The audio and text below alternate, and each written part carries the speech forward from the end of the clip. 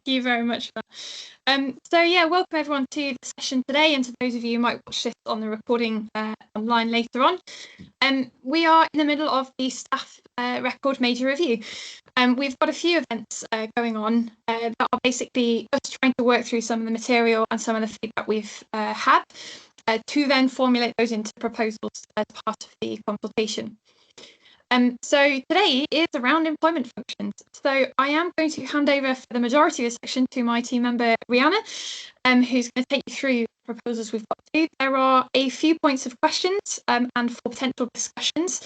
So as we're going through some of these proposals, feel free to put any comments or thoughts you've got in the chat or the Q&A. But when we get to those 3 slides, we'll kind of open up a little bit. And if you want to talk about something, then please do raise your hand in those sessions when we get there. And that's pretty much where we are. So I will hand over to Rihanna then. Thank you very much. Hello, good afternoon.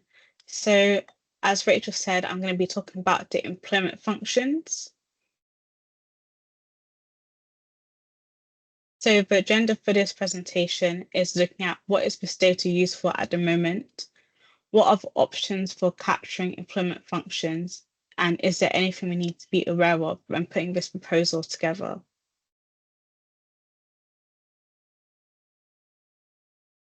So the first section I'm going to be talking about is what is employment function data used for at the moment. So as you'll see on the slides, we've got 5 data items that I'm going to be focusing on today. We've got the academic employment function, we've got clinical status, we've got research assistant, significant responsibility, and teaching through the medium of Welsh.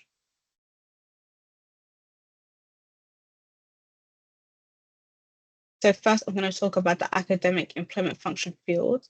We have 3 codes. So code 1 is the academic contract that is teaching only. We've got code 2, which is academic contract that is research only. And then we've got code 3, which is academic contract that is both teaching and research. And this code usually applies to contracts that include 6 or more hours of teaching per week.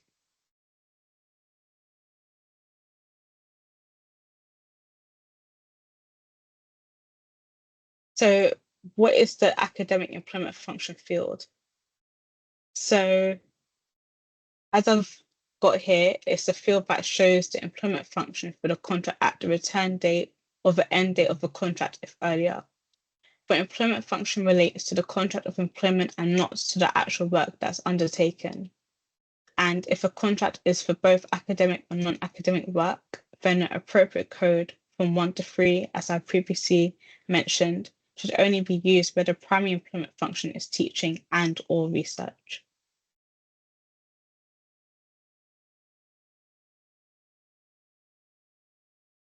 So I'm going to talk about what the academic employment function field is used for at Research England. So also, I just want to say we're currently working with Research England on the use of staff data in the next REF.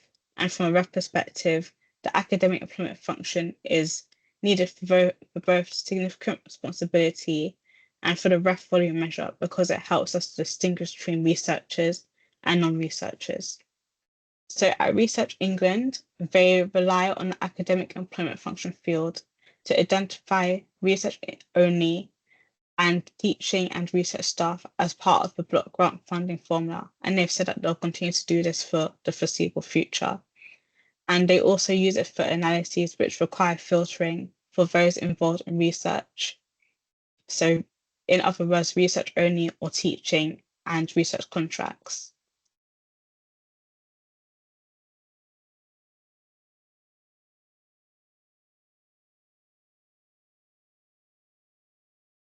So with the Welsh Government, they use the academic employment function field to produce Stats Wales cubes on historical data where there's no derived academic population marker.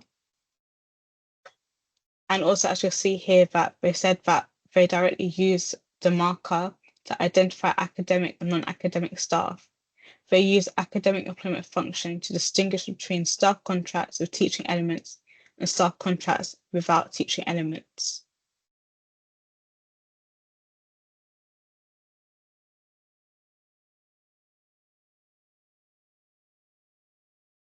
So at HEFQ, the academic function field is used as the equality and diversity dashboard, and also they use it to produce a knowledge management system report.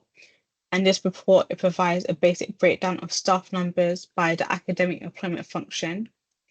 And you'll also see here that we've got national measures that show a range of values. So it looks at the full-time employment for some individuals, and also the research staff measure.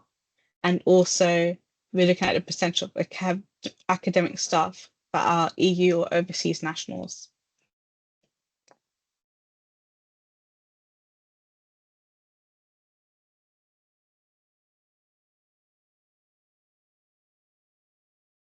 So now I'm going to be talking about the clinical field.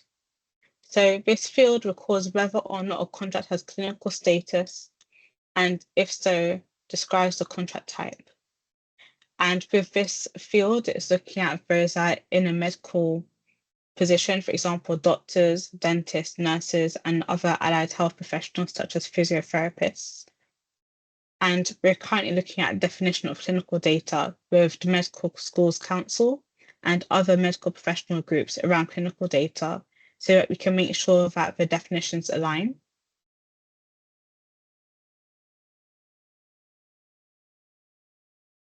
So what is the clinical field used for? So it's used to understand which staff are involved in training new medical professionals, which means that it has an important use in workforce planning. This field can also be used by some funding bodies and regulators to determine membership in certain REF units of assessment.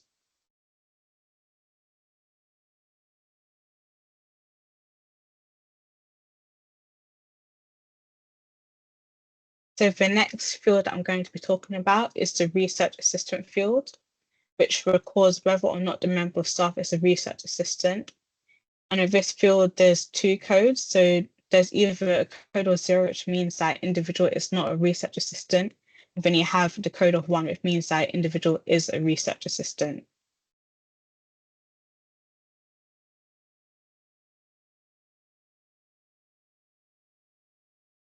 And this field is used so you can see who is a research assistant and who isn't.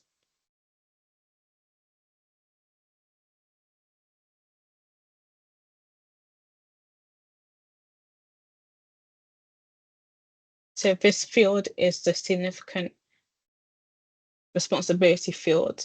So I'm going to be talking about what it is and what it's used for. So this field, it basically records the staff that have significant responsibility for research on the 31st of July of the reporting year. And it looks at staff with significant responsibility for research. So those who have time and resources to engage actively in independent research, and that is expected as part of their job role. And so what is it used for? So it's used to monitor the number of staff that have significant responsibility for research.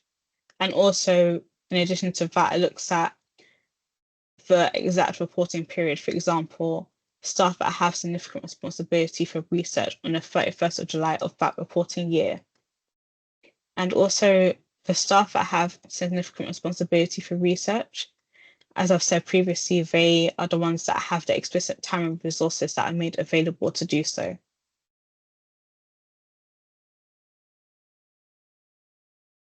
And also with this field, it's quite important for REF calculations. So from a REF perspective, the academic employment function field is needed for significant responsibility and for the REF volume measure, because it helps us to distinguish between researchers and non-researchers who are active during that time period.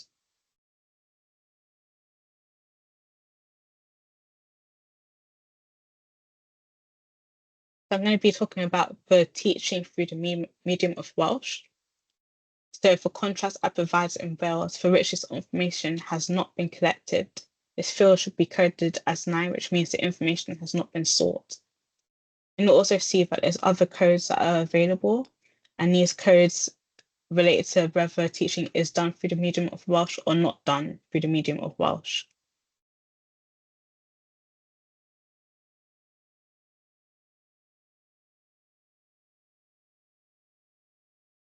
And this field is used by the Welsh Government as they have a statutory duty to understand everything relating to the use of Welsh language, including in education.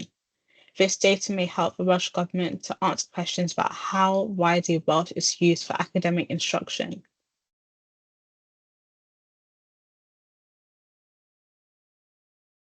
So I've also got other uses of this data. So on this side, I'm going to be looking at the student-staff ratios.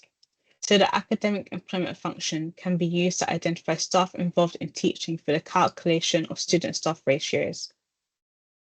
And also the numbers of academic staff on teaching and research contracts are traditionally used in a calculation of student-staff ratios.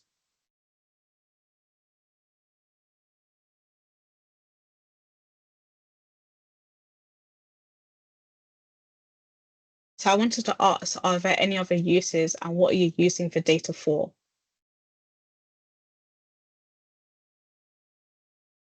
So this is the section to put your hands up or write comments in the chat Q&A function. We've identified all the uses that we've found so far and things that we already kind of knew it's being used for. It'd be really useful to hear if you know there are any other uses for these type of fields. The reason we're asking this is because if we are going to look at changing them, we want to know what it's affecting. So we don't want to be going to change something if actually it's affecting something really fundamental, either in your own system or in external systems to your providers. So that's what we're kind of getting to. So if anyone's got anything they'd like to share with us, if you'd like to raise your hand, we can unmute you. Feel free to put things in the chat.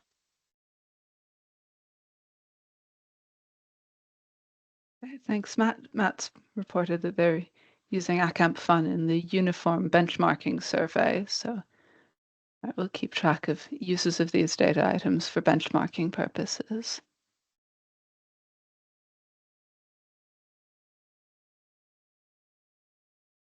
While people are thinking of that, just to address the comments that are in the chat right now. So in terms of the uses, so Matt, you asked whether we were having a slide coming up for Wales. The uses we've shown so far are just for statutory customers that have applied to us so far. There might be some other ones coming in as we get to the full consultation, but we've got basically what we've kind of had response to so far. So that's why there might not be a Scottish specific one or a Northern Ireland specific one. It's just because we've got we're just presenting to you what we've had so far. And on your point about the SIG-RES field moving, I put the link in the chat in case anyone else found that a surprise. Yeah, there are two changes coming up for 24-25, which are relating to the ref changes, and one of them is these fields. So the SIG-RES field is moving to the person entity instead. They've worked out that the way that they actually use the data in ref means that it doesn't make sense to sit on contracts. Actually, person is the better place to put it. So that's why it's moving. And then the other change is updating the units of assessment, which would be expected for a new ref. Okay, have we had some chat while I filled that? Your sound has been breaking up a bit, Rachel, and that's been helpful. Isn't it just? So hopefully that will. Please let us know if Rachel's sound keeps cutting in and out, and maybe she'll have to leave and rejoin. It's sounding a little bit better to me now, but please do keep us in the chat. I'll look at Teams this week. We've got a question on our data requirement for clinical data and aligning with MSc DSC requirements. And right, I think the very short answer there is that we look at a slightly broader group of clinical academic staff than the MSc and the Dental Schools Council are interested in. We're working with the MSc and the dental schools to make sure that that the specific subset of clinical academics who are of the most interest to the Medical Schools Council and the Dental Schools Council are identifiable in the record. But we're going to continue to also collect data on clinical academics in other fields, such as nursing and midwifery, who aren't of as much interest to the Medical Schools Council, but are, of course, of interest in other medical professions. So that's where the lack of alignment is. It's that we're looking at a slightly bigger pool than they are.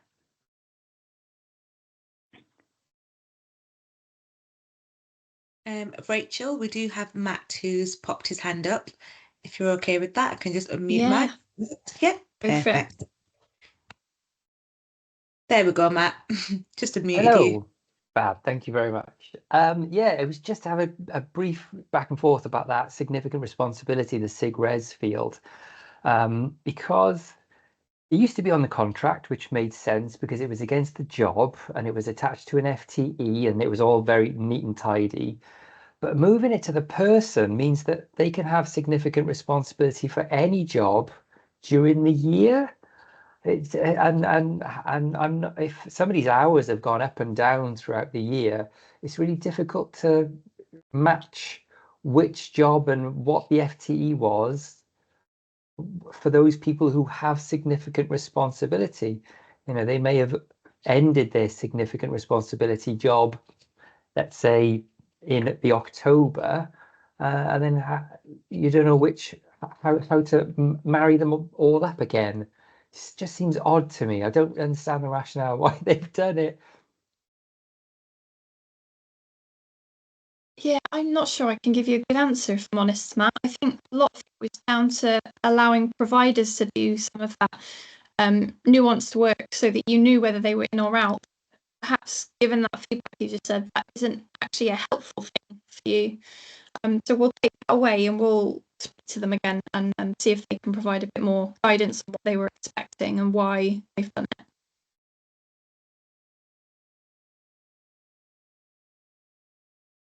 Thank you, Matt. I think Katie's got her hand up as well. Yep, I'll just unmute. You're also breaking up just a little bit for me as well.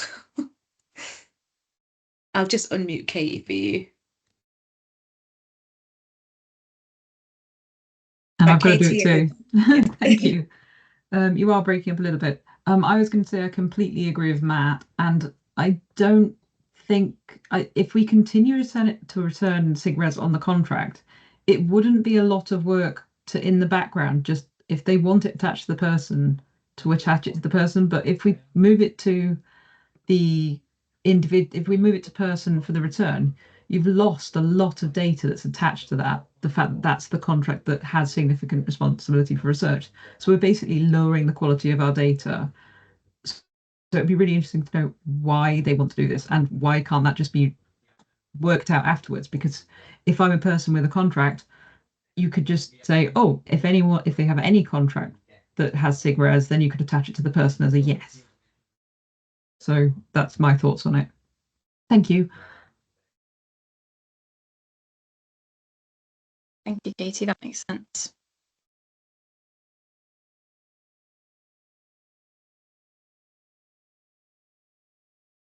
Okay, a few more uses coming in. That's really helpful. Thank you.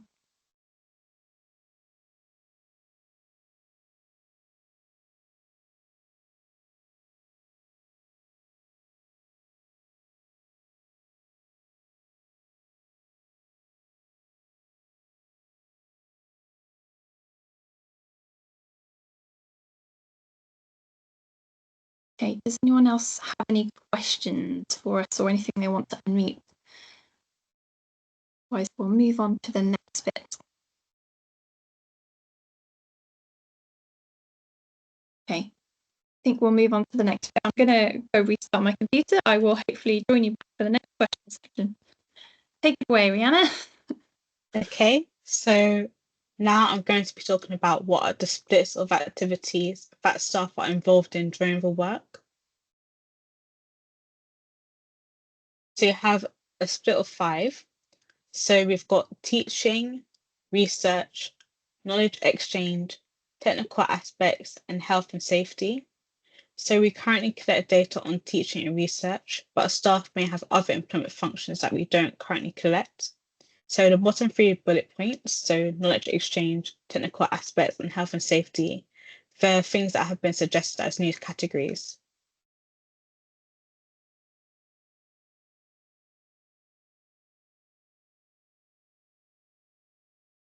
So with teaching, there are staff whose contracts mandates that they are either teaching full-time or teach part-time alongside research, and these individuals may hold the title of lecturers or professors.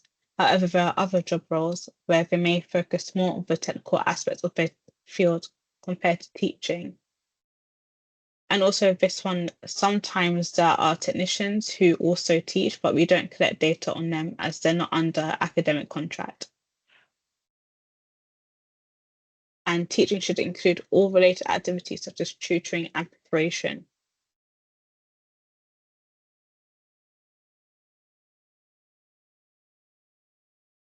So we've got research. So there are members of staff whose main role is to conduct research and they don't have the capacity to take on further roles. And there are also members of staff who are on a combined research and teaching contract. So if a research-only staff member, their contract of employment state that their primary academic employment function is research only, even though the contract may include a limited number of hours of teaching, for example, up to 6 hours per week or pro rata for part-time staff.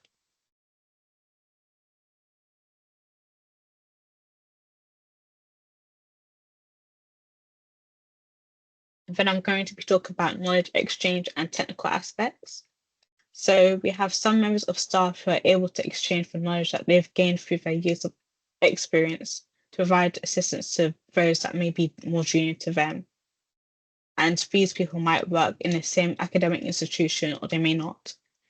And usually through work events or exhibitions or performances or playing a role in commercial enterprises, they can share this information and experience and learn from it. And also, in addition to this, there are those who have more technical experience who aren't just able to share knowledge, but also can contribute positively to the goals of their academic institution.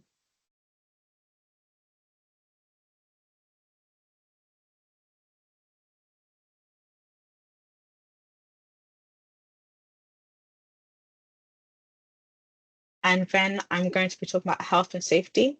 So all members of staff are involved in health and safety, because if they're usually on like a teaching contract or a research contract. And they don't only have a health and safety duty for themselves, but also for those that are around them. It might not take up as much time as teaching or research, however, it's something that they're all involved in, and it's something that they all do.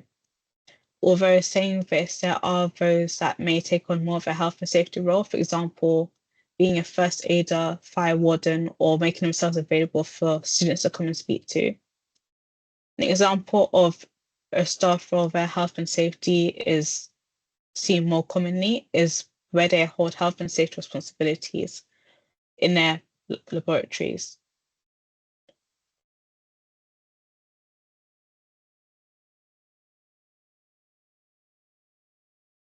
So I want to ask you if you've identified all the possibilities. So you've got research, health and safety, knowledge exchange, technical aspects, and teaching, but if there's anything else that you should be adding.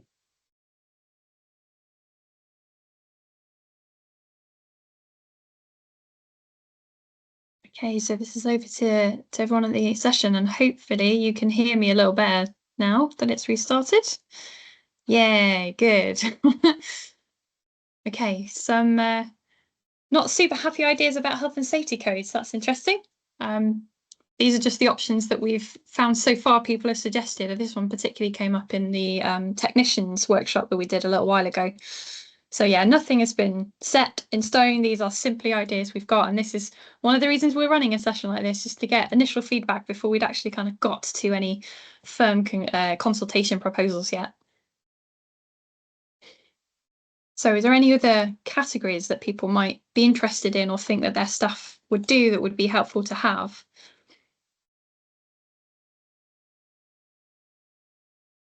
We've got a hand. Hifsa, do you mind unmuting? Sorry, I can't see their name. I can just see a hand. I was just going to tell you that. Yeah, I'll just allow Awesome. their mic. There we go.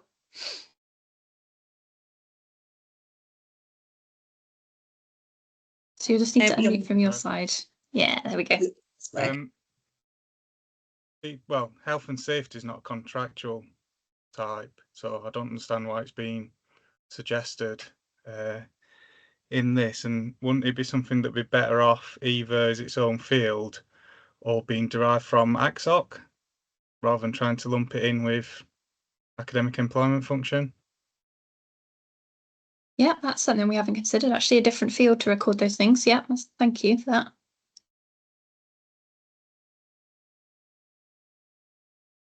I see we've got a general question on what the benefit of having these additional codes might be. And happy to talk a little bit about the reasoning here.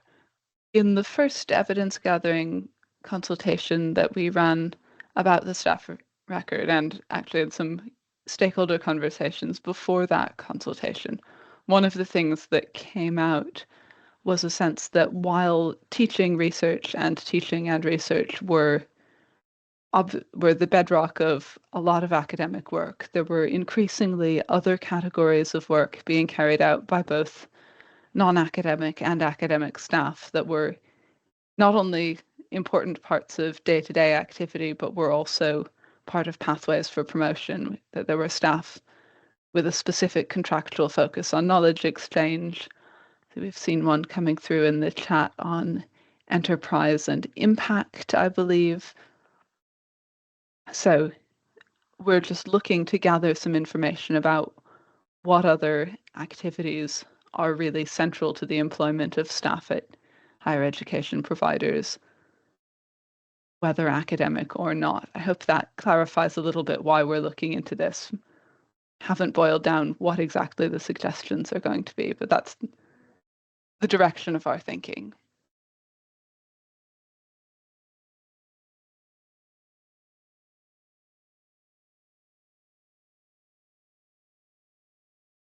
Just to say, folks, there's a couple of questions coming in about copy and pasting codes, which we can do in the session, but you will also have access to the slides we've got. We're happy to share them afterwards, and they'll be published along with the recording of this on the website. So you'll be able to have a look at this after as well, all the way up until the consultations. I do like the comment here. Oh, yeah, go on then. Yep. Sorry, I'm just going to unmute you, Jackie, now.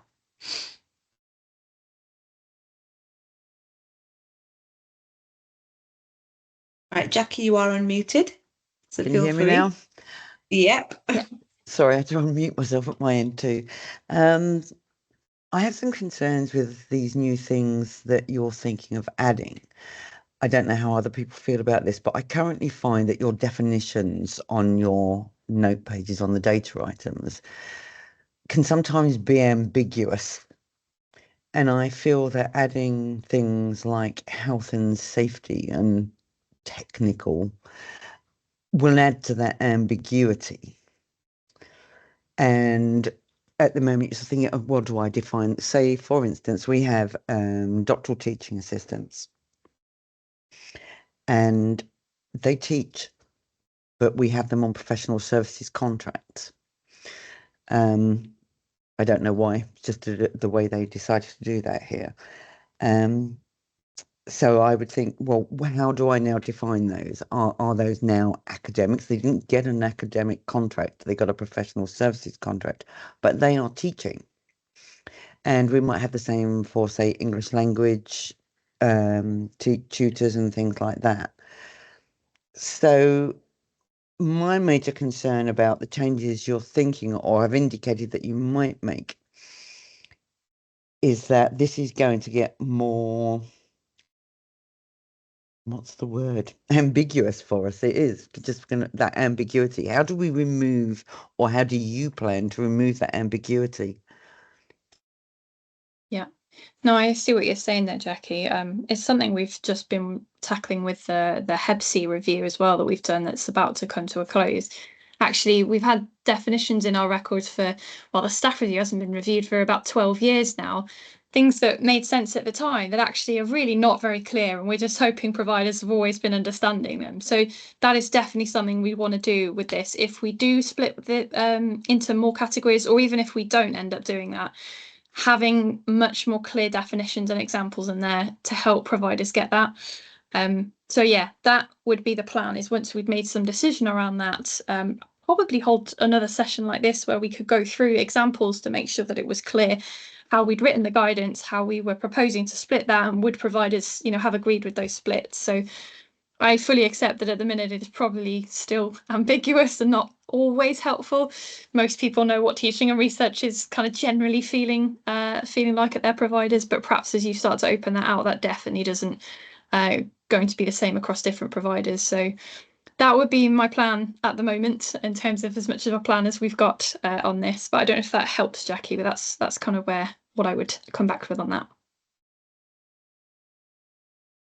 Thanks. Okay, lots of really helpful comments. Thank you very much, everyone.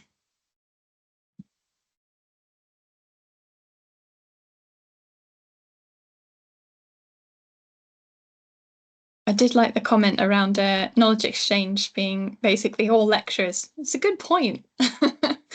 Depending on how you define that, that's a very good point. There is sorry, Lucy, you might have been about to say address the same this. thing. We've had a Go for couple it. comments come in about technicians and non-academic staff and their place in the record. As you've all rightly noticed, technicians are part of non-academic staff and therefore optional for providers in England and Northern Ireland at the minute. We are considering the coverage of the record and whether there's a case to be made for reintroducing on a mandatory basis either technicians specifically or non-academic staff more broadly. We haven't come to any decision on this as yet. We'd be really interested in hearing views about this in both directions. But we have gotten a sense that there's a lot of use for this data and that the patchy coverage of it has been not entirely helpful for those who want to understand the academic work or the higher education workforce beyond just academic staff. Although we do also understand that collecting data on more staff is collecting more data, and there are arguments against that as well. Thanks, Lucy. That is exactly what I was about to say. And Tony, you just put a comment in the chat about whether there's going to be any sessions on that kind of extension, because it's obviously, as you've pointed out, more significantly than just this employment functions topic for today. I would really like to do that, and I'll be brutally honest, I think it's working out how we go about doing that and not doing it over the summer when a lot of people will be off. So as Lucy says, we don't have proposals for that yet. We haven't had enough concrete discussions with statutory customers about where they're going to draw their lines. So right now we couldn't hold that session. I would really like to hold that session once we have a bit more of an answer. As I strongly suspect there will be some cases where providers may want to provide staff above the statutory customer use. So I want to give you that opportunity to talk to us about that and the pros and cons of that. So absolutely would love to do that. Just not got any plans at the moment, simply because we don't know what that is looking like at the minute.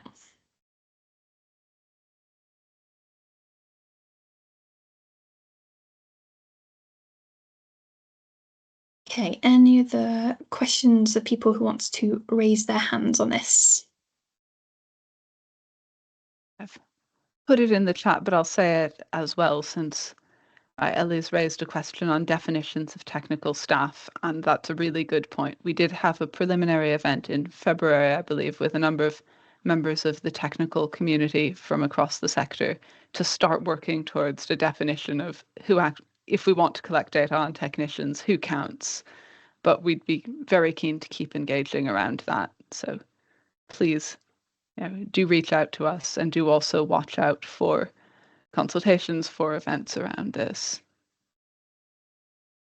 Nothing in the diaries yet, but we are going to keep working on this issue.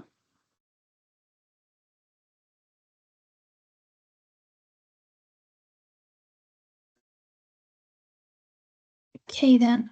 I think questions seem to be drying up a little bit. We've got a few more comments coming in as well, though.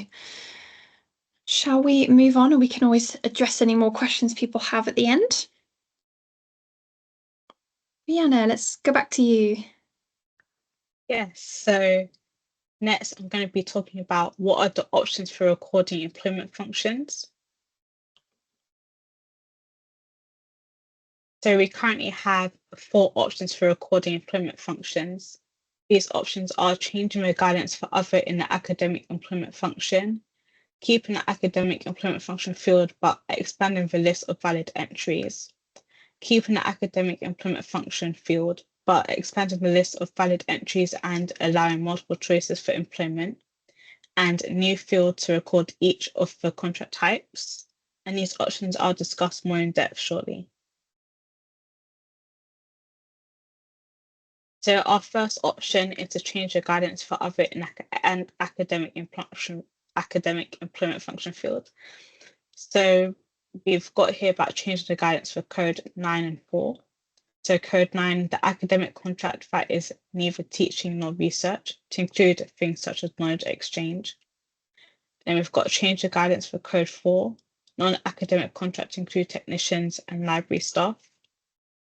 The current guidance on this is that this field should show the employment function for the contract at the return date or the end date of the contract if earlier. The employment function relates to the contract of employment and not to the actual work that's undertaken.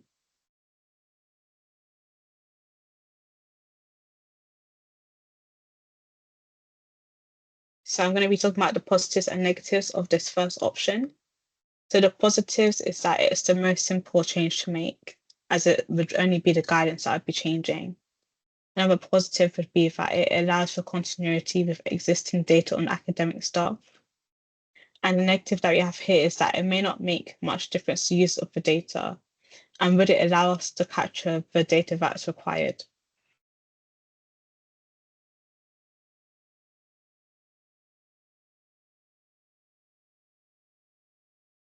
I'm going to be talking about option 2, which is to keep the academic employment function field, but expand so we can add more details for technicians. For example, technical contract engaged in teaching, technical contract engaged in research, and technical contract engaged in both teaching and research. So this one, the current codes we have are assumed below, which is code 1, academic contract that is teaching only, code 2, academic contract that is research only, and code 3, academic contract that is both teaching and research.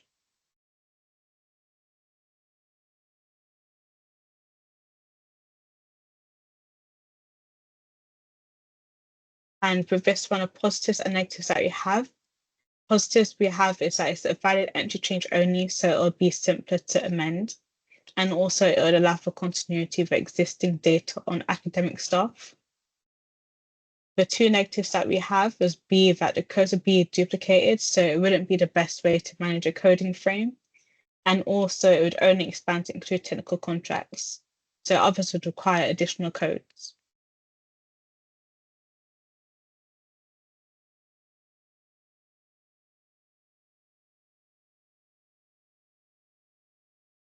So you have option 3, which is to keep academic employment function field, but allow multiple choice. So it would be the same as option 2, but would allow multiple choices for employment. So perhaps a main contract option and then a sub option of others to be returned.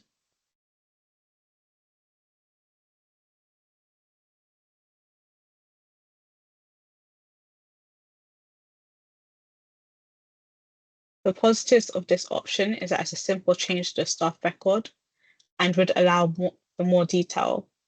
And also it affects the fact that staff may have multiple responsibilities. And the negatives would be that it would not be the best way to manage a coding frame if you want to record multiple bits of data. So it's kind of the same as option 2. And also if someone doesn't have a main contact option, then it's kind of like, what do they do?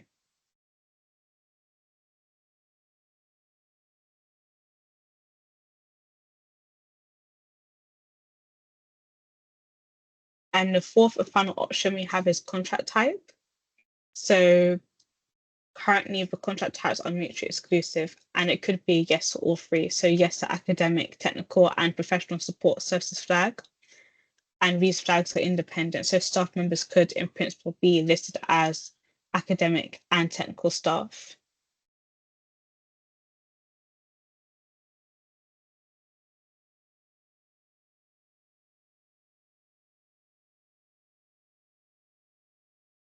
And the positives of option 4 is that it would be detailed to record, so it can capture all possible options for a contract at the lowest granularity. and also it allows the greatest flexibility for users of the data. The negatives, however, would be that it would be more data for a provider to return in a staff record, and also it would require guidance to ensure continuity with earlier data.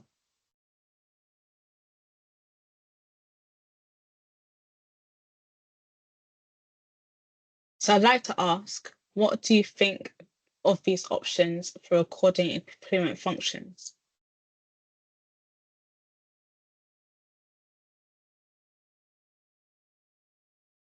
So opening that back out to the floor. Oh, Katie, straight in with your hand.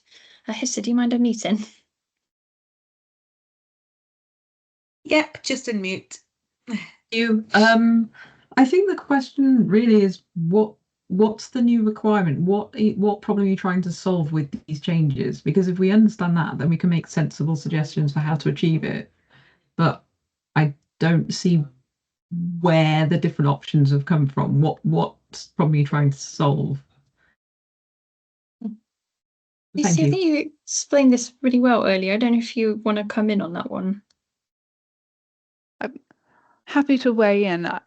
Right, during some initial engagement with stakeholders at the very start of the review, one of the things that I heard from users of the data was that the current breakdown of academic employment functions just wasn't capturing the totality of main responsibilities, even just for academic staff, let alone questions about what other staff in the higher education sector outside of the academic sphere were doing.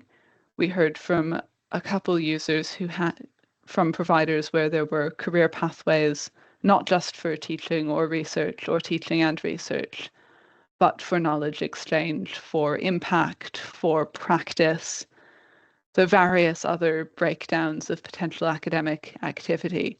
And representatives from these providers were finding it difficult in their staff returns to figure out what to do with those staff who weren't on and there is an academic contract that is neither teaching nor research option, but that's not very satisfactory for the staff who fall into that category. It doesn't help us understand how many of them there are, what they do.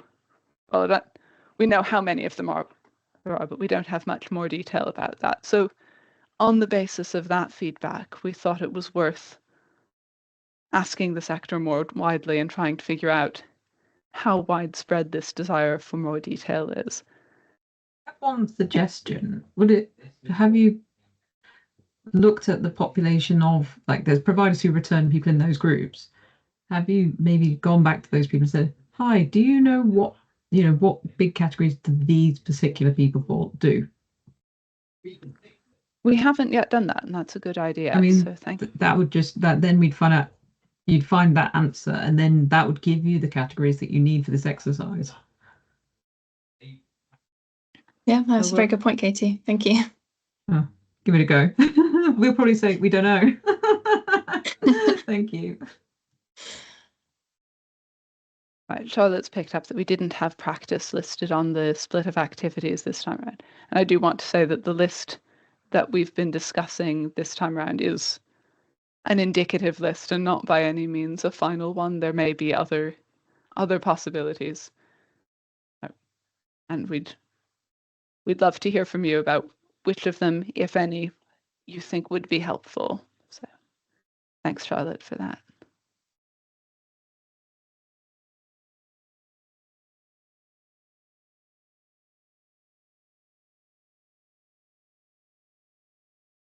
Yeah, another comment has just come in. We fully appreciate that this is not going to be your full considered response of what some of these changes might mean. That is absolutely not what we're intending to do in here. This is just initial feedback to help us start working through the next steps to get to a full proposal. So absolutely anything you say to here, we are not going to hold you against. This is just to help us with that next stage of work.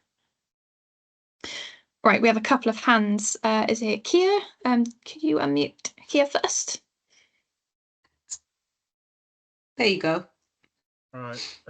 In terms of splitting our academic employment function for not an academic contract, be interested to know if anyone else is putting non-academics on that for any other reason than just the ACSOC rule. that says if they're on an ACSOC code that starts with 1, 2, or 3, and they're not an academic, you need to put them as academic employment function 4. So I don't think it's that as universities we want to put them on 4. I think it's because we're being forced to put them on 4. Otherwise, Okay. it triggers a validation error. Okay, that's good to know, Keir. Thank you. I don't think I'd appreciated that. Cool. Next name. There's one more hand. Oh, Ellie. Yeah, we'll just allow the mic. There we go. Thank you. I may be jumping ahead with my thought process here, but I'm trying to think about how we gather our data during the sort of design and onboarding process for roles. And I can almost see, as if I'm following my thought process through correctly, that we might have to go back and redefine contracts, or at the very least job spec mappings, because a lot of our selections on the system are borne out by nature of a body of evidence being required. So the job summary form, as we call it here, would detail X amount of percentage for teaching activity, research activity, citizenship, however you brand that in your institution. And if we're going to bring into these other categories, we're going to have to think about how we do that so that we've got that body of evidence for audit purposes to make sure that we're following through onto the return correctly. And just looking back at the slide you put up about the technical one, so a technical contract that has got some teaching in it, we wouldn't have such a thing as a technical contract that teaches. But in the same way, you'd have to flip that and say, okay, so you've got an academic contract that is teaching and research and either does or doesn't have technical work in it, if we're going to give that fair weighting. So I can almost envisage you're going to end up with like a matrix of almost tick the ones that apply for this contract, but you'd still have to divine that up front, which would require an awful lot of rework with the existing staff. Not suggesting that's a reason to not do it, but I think what I'm seeing in the comments certainly is the more variables you have, the more difficult it's going to be, both for consistency and accuracy. So I'm a bit concerned about the operational side of that, but also the contractual side of it as well. That's a really good point. Thank you, Ellie. And that's where we kind of ended up with the final option 4, where it was more flags, kind of, is it yes or no, or a yes or no for this and that? Because of that kind of point, it's actually, yeah, you could have a bit of this, but actually they do a bit of that as well. And so if you wanted to try and capture all of that detail, you kind of ended up with a lot of yes, no questions. Yeah, and I think somebody had put in about percentages, and that, you know, anything that's a definite line in the sand, you know, is it an 80-20, a 60-40, whatever, that's always helpful. But I'm certainly mindful of the way in which roles are changing here at our organisation, and that, you know, you end up with somebody who's a technical manager. Are we putting them into the technical group because they're managing a group of technical staff? Are we sticking with not academic contract because actually the purpose of their contract is not to be technical, it's just to manage the technical staff? And that could get quite tricky, I think, and actually cause more of a problem for the stakeholders who are trying to get that granularity than it would help. Yeah, I see that. Thank you for that. And I think we'll definitely following try on. and... Sorry, go on. No, I was just going to jump in there and follow on from the comment that's come in from Jamie about whether ACAMFUN is the right field to look at this, and looking at ACAMFUN as something based on contract of employment. That's absolutely where the guidance is now. Another thing that did come up in the preliminary discussions, which was part of what gave rise to this, was that we found a number of institutions where where academic contracts didn't at the contract level say whether they were teaching or research contracts. There was a standard academic contract that everyone had. And there were some institutions where there wasn't even a contractual difference between academic and non-academic staff. So we had providers filling in their returns based on job duties that were not contractually specified. And we were wondering whether there's a way to make the whole thing clearer for providers whose contract setups don't fit necessarily with the way the staff review is organized. So yeah, taking a lot of different things into consideration here. Back to you, Rachel. No, that's useful. Thanks, Lucy. I was just going to add, I think if we do get to a proposal on this, then I think for me, we need to form a specific question around the effects on the contracts and the effects on, paperwork and other stuff that you might need to change to match any of these. So I'll make a note of that to make sure that if this does go forward in some kind of proposal or other, that we make sure that that's a specific question to draw that out from providers, because I think that'd be really helpful information from Ellie's comment there.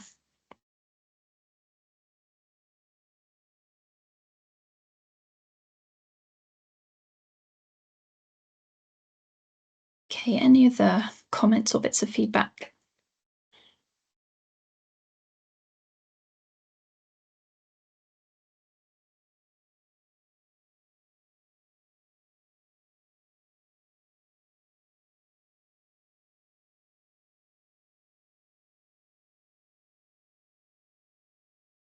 Okay, so the next question is there anything else you need to be aware of when putting a proposal together?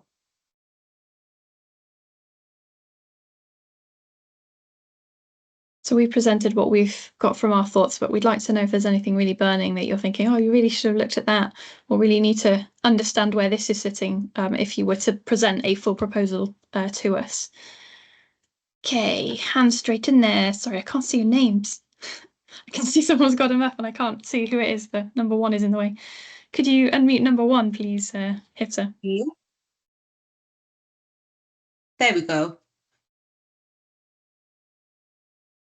That's Jen, I think. You're unmuted. Hi there. Yeah, just there's been a few comments about SSRs and how this would affect SSRs, or what thought's been given to that. So could you just follow up on those? Yeah, we can try on the SSRs. I think at the minute we're in a slightly hiatus position, whereas because of the student data this year and the fact that they haven't fully decided what they're doing student-wise, it was actually hard to put together any better information for today because they haven't kind of finished some of that work. So yeah, I'm not sure right now I have very much helpful things to add. Lucy, I don't know if you're able to add anything on SSRs.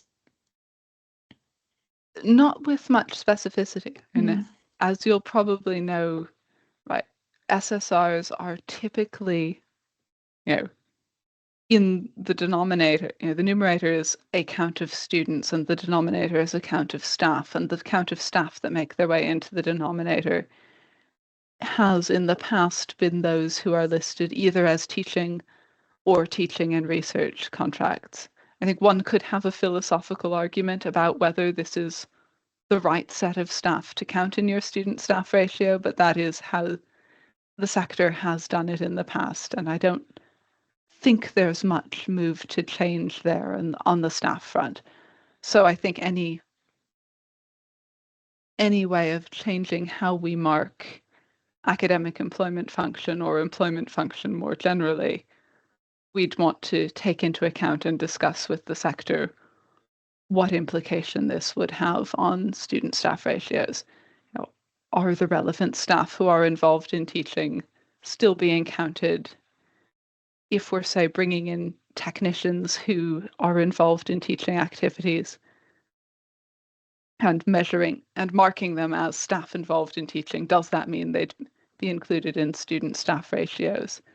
So nothing decided, but certainly something we want to keep aware of as we move forward. Thank you, Jen. And now Tony, I think it is. Could you unmute Tony, please, Hifsa? I'll just allow the mic. There you go, Tony.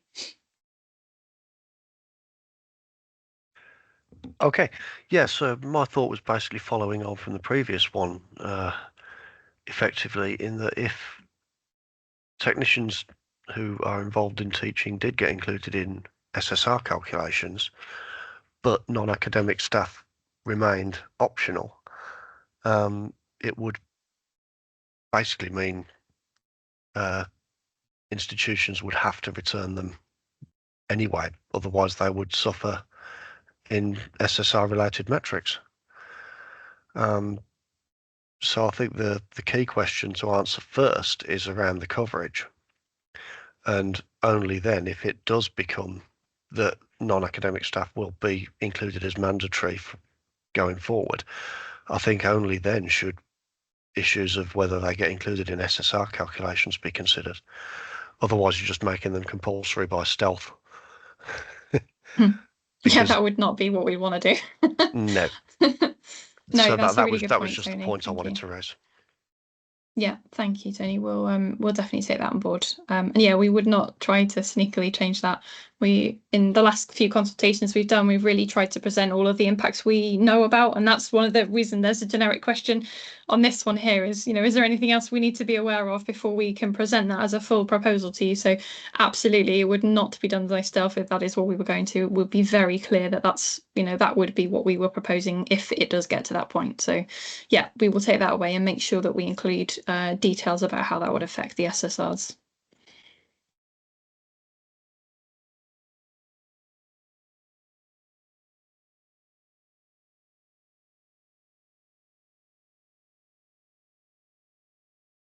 Okay, any other questions?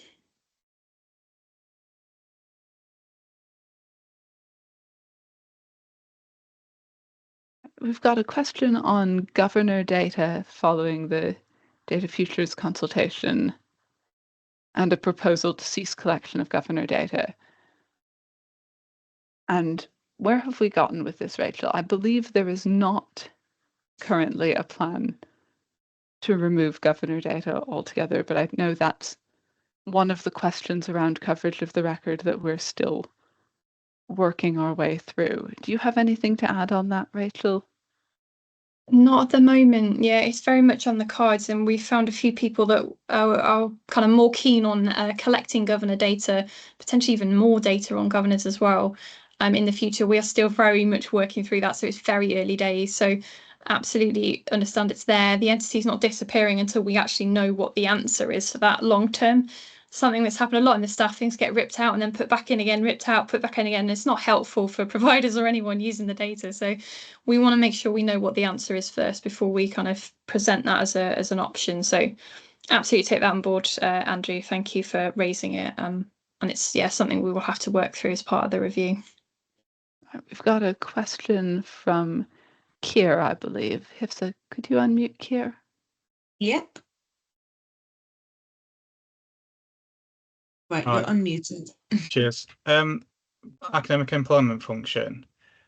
In terms of the original split on them, and when it goes into the detail about 6 hours more or less a week, that then differentiates between research only and teaching and research contracts. My understanding is they're from like a nationally agreed contract.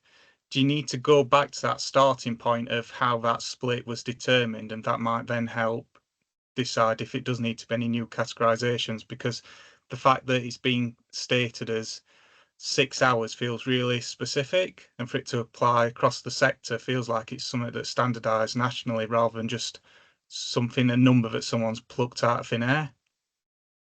Yeah, it's a good point, Keir. We will go back and see if we can identify where that was first written.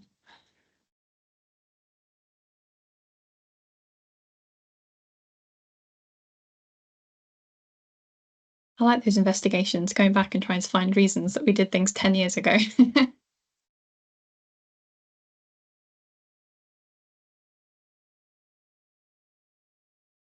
Okay, any other thoughts or questions?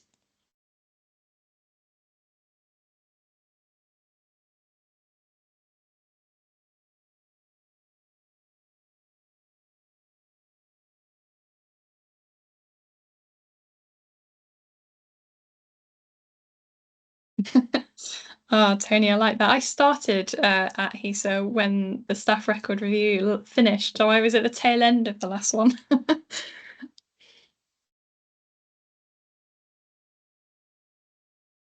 Right, question about working groups. Working groups.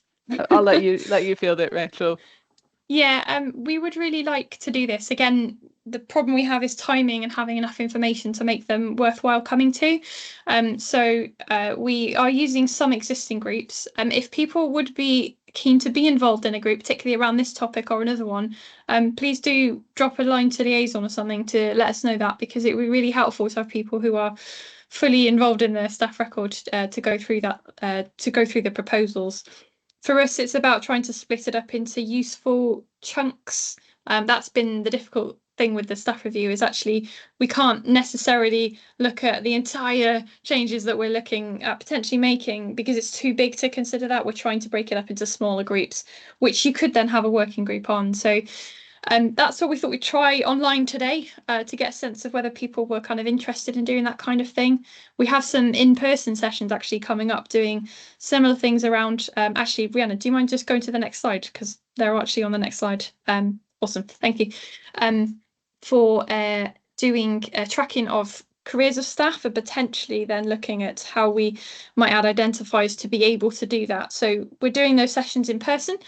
We thought we'd mix it up a bit for this month. So if any of you are free and would like to come and are able to, please do come in a couple of weeks into July to one of those 3 locations. It'd be great to have some kind of small working groups to start some of those discussions. So yeah, so that's probably not a super helpful answer, but we would really like to do that. It's about getting the right people to come along to be able to do that. There's a comment there about how much say this is going to have in the final decision. So one of the reasons we wanted to do some of these kind of working sessions and working groups, if we can get onto this, is to let providers have a chance to influence some of that, because we are aware that some of those things may not be just about statutory reporting. So for us, it's more important to give the providers a chance to do that. So absolutely, things that you're saying today and things that you might say to us in the consultation are absolutely making a difference in terms of what we may or may not then decide to do with that. Okay, the comments all ran up as I was talking, and now I've got lost where we were. Has anything else come in we need to answer? Question on engaging with trade unions. We have had some initial discussions with UCU. They will certainly be involved in any consultations, but that's a good point. And I think making sure that we are in contact, not just with UCU, but with the unions more broadly is a good one. So thank you for that, Charlotte. A couple questions on the possibility of online events around careers. We don't currently have an online event planned, but we were hoping to gauge some interest around an online session at this session. We'd really like to get some in-person engagement around this, because I think a lot of these questions, if you can make it in person, I think we can get a different kind of discussion going, and we'd really value that. But we do understand that travel costs money, even if the event itself is free. So we'll take that on board and see what we can do. I've just put a comment in the chat about if anyone is interested in an online event. If you want to like that, if you would actually be interested and you're not coming to an in-person event, that'll help us gauge interest about whether anyone today would like to, whether there would be enough to put on the session.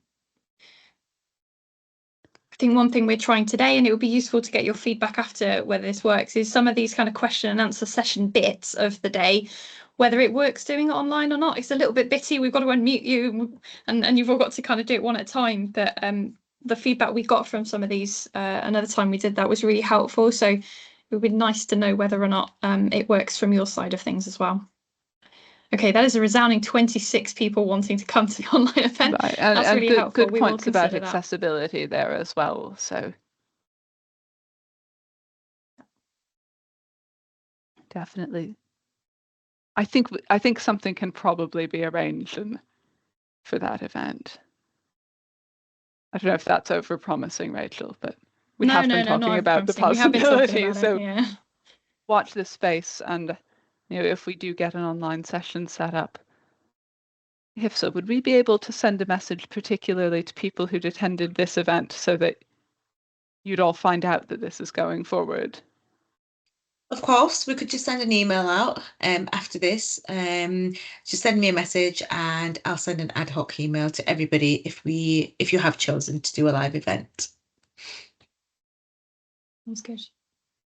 I like the suggestion as well that's been put in the chat around having an online session to go at this kind of initial sounding board, but then maybe following it up with potentially an in-person event, but a deeper dive session to actually go into the proposals that we might get to when we've kind of got more information. So absolutely would like that kind of approach. That'd be really helpful for us. It's all about time, whether we can fit them all in, because there's another question there about whether this is the same review that's happening at the end of the year, whether it's separate to. It's absolutely the same review. It's all kind of going to culminate into one massive consultation with all of the different bits. And what Lucy and Rihanna and myself are trying to do is kind of section that off into different bits so that we can kind of chunk them up in terms of discussion with you, as I've said, and in terms of actually then responding to the consultation. So absolutely, it is all one massive consultation. We'll work through all these different bits, and then the plan is still on track at the moment for the consultation going live in December at the end of this year, closing after a few months, so the end of February. That is still the plan and is currently, as of today, on this recording, and now it is recorded. We are on track for that.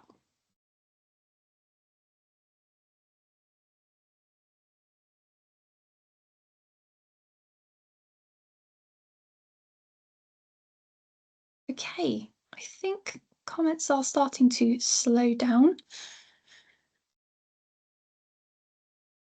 Oh, implementation timeline, 26-27 will be the change year that we are currently proposing this.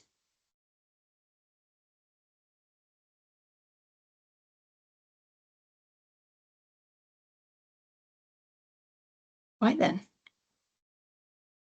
I think we are kind of wrapping up. You are always welcome to pose questions or thoughts you've had after the event. As soon as we've hit leave the event and you'll think of something else, please do feel free to post that. You can always email our liaison team with any comments like that. We can pick that up.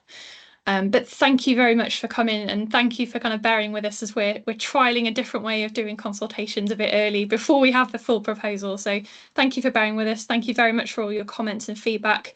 Thank you to Rihanna for presenting today. And I think we will leave you all. So yeah, thank you very much. Till next time.